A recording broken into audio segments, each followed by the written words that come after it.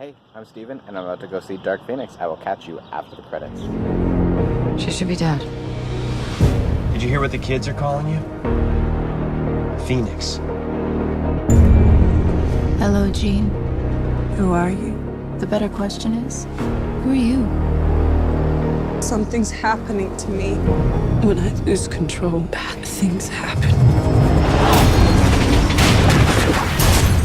But it feels good. So, I just finished seeing Dark Phoenix, and I will say, I think people are being a little too hard on this movie. I'm hearing some, really bad reviews, word-of-mouth reviews. I haven't watched or, read any reviews. I've just been seeing, not great things. But, while I'll say it's definitely not the best X-Men movie out there, I thought it was pretty good. My history with the X-Men movies is I've seen this entire franchise in theaters since they've been coming out.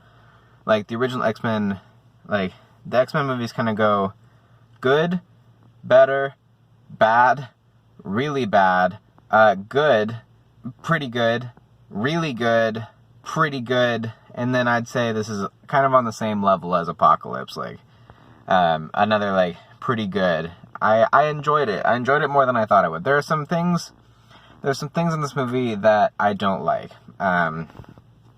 There are some... I'll say, really quick, Dreadlock Mutant, I don't know what that's about. I don't know if there's a mutant in the X-Men comics or anything that that controls his dreadlocks as whipping blades. But if there is, please let me know in the comments. Because, woo! We got a new one. We got a new level of crazy here. Most of the X-Men powers, they look good, they're cool, they're used effectively. Personalities, I thought they messed up on Beast a little bit. He makes some, there's some heartache that happens in this movie. And he especially, I feel gets messed up the most by it, in the way that I feel Beast is very calm, calculated, logical character,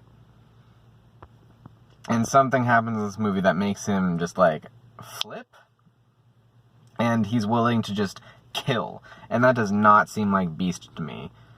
Same thing kind of happens to Nightcrawler at one point, and the thing that makes him flip seems to kind of come out of nowhere. I get it, and it's not just the X-Men that have these flips, it's humanity as well, which you somewhat expect, but it's humanity accepts the X-Men so much at the beginning of this movie that Charles Xavier has a direct line to the President of the United States on his desk, a direct line. And something then this Dark Phoenix stuff starts happening. Jean gets possessed by this alien entity, which I'm just going to allow the fact that aliens are now in this universe,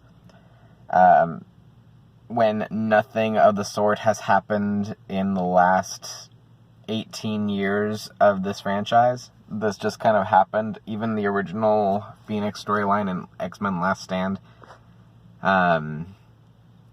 it just didn't feel it wasn't an alien, it was just in Jean's mind, which I feel they were hinting at in Apocalypse. But in this one, it's straight up an alien entity, which I respect, but think is weird to just throw that in there. There are more aliens in this movie, which really threw me off. They're fine, I guess. It gives the X-Men something to fight against. They kick humans' butts, but as soon as the X-Men fight them, they get their butts kicked, so they're not that much of a threat. I honestly think this movie would have been a little bit stronger if they just let Jean be the main focus of this movie, but this alien race kind of becomes the villain of this movie, even though the movie's called Dark Phoenix. It's not called Phoenix, it's called Dark Phoenix, meaning evil Phoenix. I mean, whatever, I don't know. But as I kind of got off track here. The humans, after this Dark Phoenix thing starts happening, are please don't call this line ever again. You will be put on block right now. All right. blocked. Little nitpick about this movie as well. The characters don't seem to have aged, like, more than, like... Charles Xavier in this movie in 1992 looks the same as he did, but bald, as he did basically in X-Men First Class, which took place in the 60s. Like, he's supposed to have aged 30 years, and basically he's aged, maybe... Was that... I don't know how long ago that was. Let's be generous and call it aged 10 years, and he's bald now. Same with all the characters from X-Men First Class. And they talk about it like it was so long ago, and it is so obvious these characters have not aged 30-some years. 20, let's be generous, call it 25. It's really obvious that they haven't aged that much, and it's a nitpick, I guess, but it's still there. A couple X-Men are underutilized in this movie, which is disappointing. But the X-Men that do get focus are pretty cool, and I'll give it that for sure. Thumbs up. Cool little cameo by Dazzler.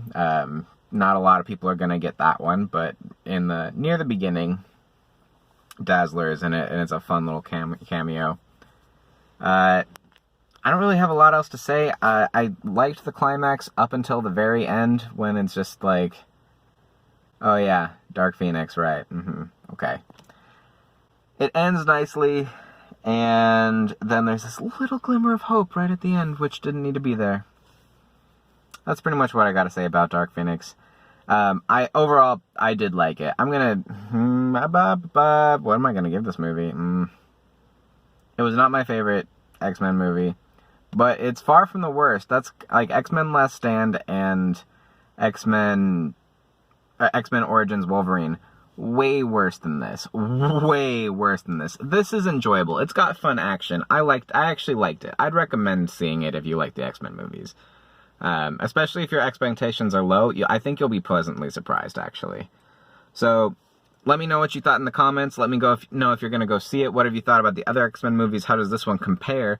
And like, comment, subscribe, do all that fun stuff, and I will catch you next time after the credits.